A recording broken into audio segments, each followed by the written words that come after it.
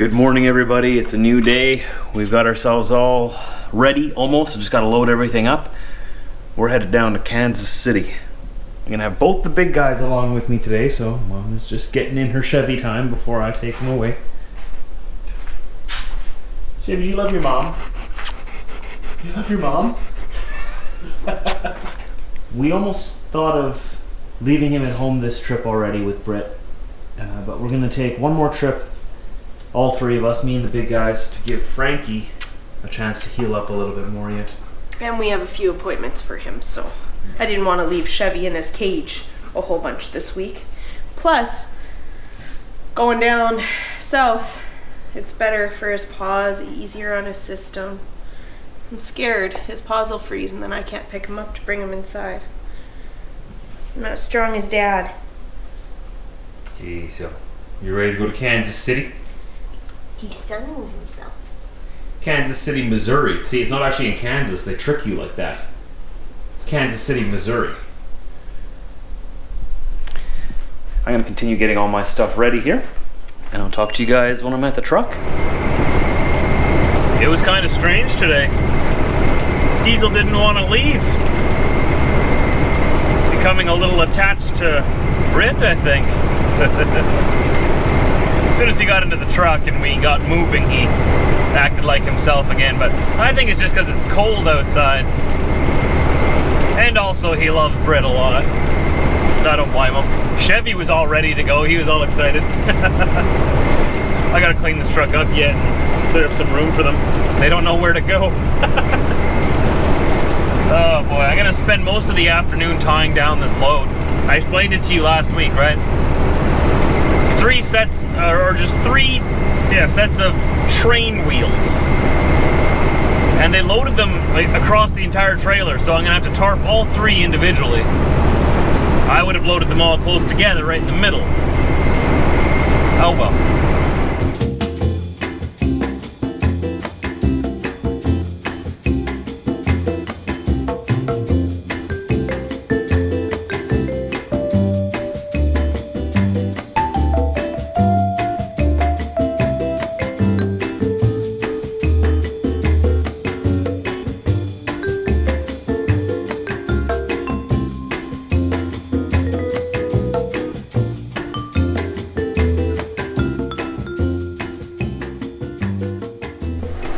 Alright, so here we got our truck inside the big tent, and that's my load. Had a little bit of an issue today. There were 2 loads like this, remember? The other driver taking the other load somehow didn't see the number of the trailer and didn't match it up to his paperwork.